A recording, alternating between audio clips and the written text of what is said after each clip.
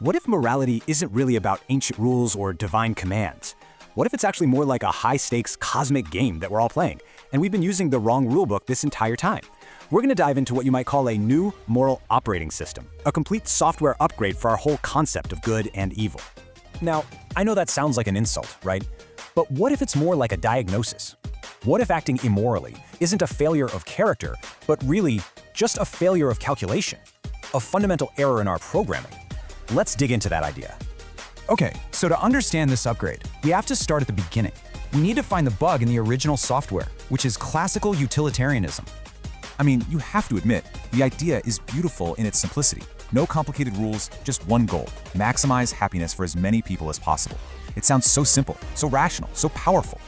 But there's a fatal flaw lurking under the surface. And this right here illustrates the central bug perfectly. How do you actually measure happiness? There's no common currency. You can't convert the deep satisfaction of finishing a huge project into, units of taking a warm bath. The entire system depends on a calculation that is fundamentally impossible to perform. The moral software just crashes. So what's the solution? Well, you don't throw out the whole system. You just patch the code. You rewrite the core objective.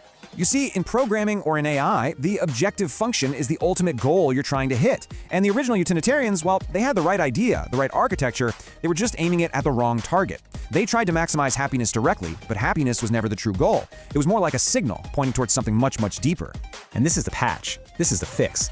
We just swap out that immeasurable goal of happiness for a brand new objective function, maximizing the probability of achieving our full evolutionary potential.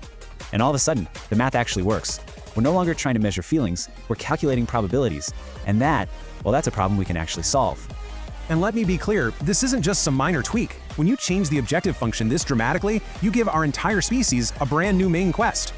So what is this new quest? It's not just about survival anymore. It's about transcendence. The ultimate evolutionary win condition is to achieve a state of maximized human potential, becoming what some have called Homo Deus.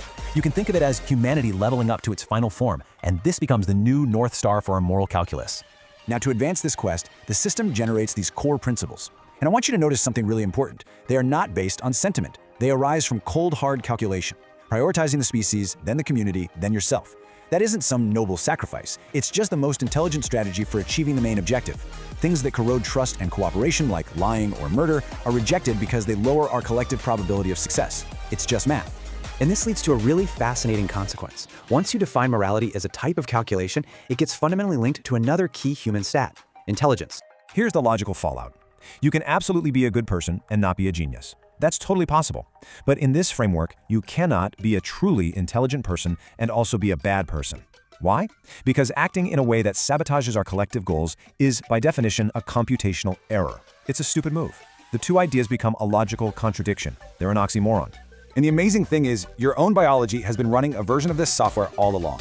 That gut feeling you get, what we call moral intuition, it's not mystical. It's a high-speed, subconscious calculator. It's your brain flagging a pattern it has seen before that has historically led to a negative outcome for you or for the group.